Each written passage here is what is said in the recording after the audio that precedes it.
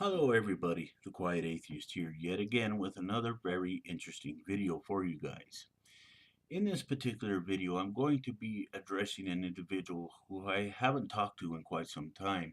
In fact, the last conversation that I and this individual had was about Jim Jones's Christianity, and I can remember the big difference of opinion we had on that particular topic. Anyway, I'm sure that you guys know who this guy is. He goes by the name of Bruce Shepard.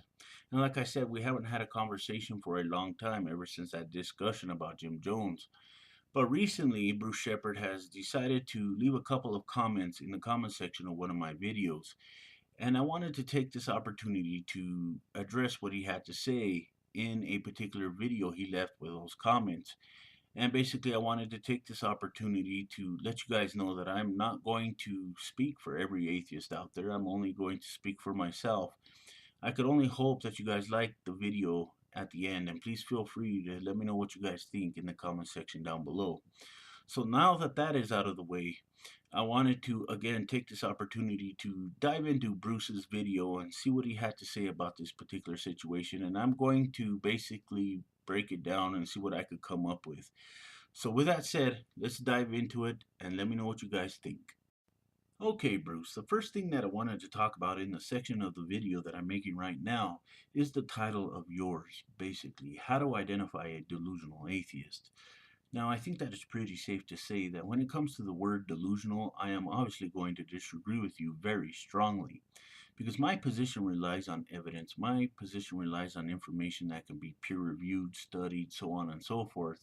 And I think that validity plays a significant role in this. So, in all actuality, when it comes to the word delusional, I really don't think that it applies to my particular position. In fact, I think delusional is reserved for a position that has a continued belief in something despite the evidence to the contrary. This is obviously a huge problem in this country, and I think that this particular problem needs to be identified. It needs to be discussed. Because we, as the human species, have the right to know valid truth. We have the right to know valid information. And again, it is something that I have always stood for time and time again. So when it comes to delusional, I think that it is something that is totally inappropriate. The next thing that I wanted to discuss from your video, Bruce, is the fact that you say that faith is a natural part of our thinking process. And again, I'm going to have to disagree with you on this. Because in all actuality, when it comes to faith, I don't have any, period. I do have trust, though. And to me, faith and trust are entirely two different things, and I'm going to be leaving proper definitions for these two words in the description down below for you to take a look at, so that you can get a better idea of what I am talking about. So when it comes to faith, I don't have any. When it comes to trust, I do have trust in other individuals, and that is what I wanted to share with you. Okay, Bruce, the next thing that I wanted to talk about from your video is something that I'm going to agree with you on. However, there's a small catch at the end of this segment, and I want you to pay attention because, in all actuality, I want you to understand where I'm coming from with this. Now, in your video, you basically say that we confide in inconsistencies on a daily basis by making plans ahead of time on merely acting on a premeditated idea. Now, like I said in the beginning, I'm going to have to agree with you there. I think that we as a species are not perfect. We are going to continue to make mistakes because we are not aware of all of the variables out there. I think that people who claim that they are aware of all of the variables are retarded, basically, and quite frankly, they should never open their mouths. However, the positive spin out of all of this is the fact that we are able to learn from our mistakes. We are able to learn facts to improve our situations. And that is very important to me. That is something that I wanted to stress to you. However, where you and I are going to part ways, Bruce, is with your whole position on Christianity. Because it seems to me that you're in denial when it comes to Christianity having inconsistencies. I have seen you in the past engage in discussions slash debates, for that matter, where you will flat out combat the idea of there being inconsistencies within Christianity.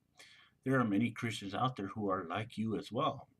It seems to me that this is a problem, and I wanted to share this concern with you. So, when it comes to Christianity, I think that it is a premeditated idea within itself. I think these individuals back in the day were basically in fear of their own mortality, and they were also in fear of the unexplainable, if you will. So they wanted to create this premeditated idea to make themselves feel better about death or to make themselves feel better about the unexplained. And that's basically my whole position on this particular issue. So hopefully you can understand where I'm coming from with this. Okay, Bruce, the next statement that I wanted to tackle in your video is a comical statement. In fact, I think that this type of behavior is very typical of Christians when they want to engage in discussions with atheists. Again, I think that this typical statement that you made in your video is very comical, and it amuses me sometimes when I hear this particular statement with my own ears or see it with my own eyes. But I'm going to take the time to address this statement regardless. You basically say in your video that if you have no evidence that proves God doesn't exist and you don't believe, you are an atheist by faith.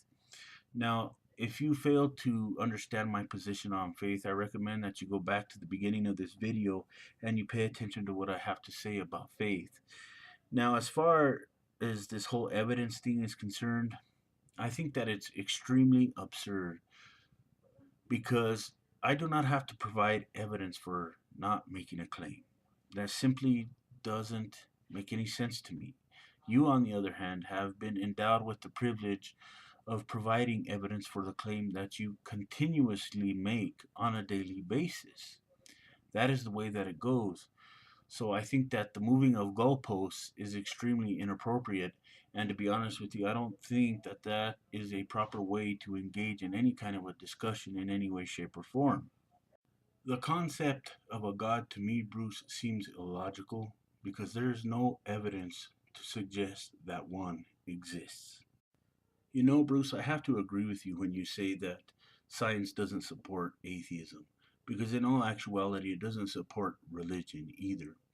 So, as far as being paragons of intellect and reason is concerned, well, yes, I do pick up books, I do research, and I do partake in a lot of things that involve reason, critical thought, so on and so forth, which is something that I think that Christians need to partake in more often because a lot of these Christians out here in this country are really making fools of themselves, to be honest with you, and the monotony is killing me.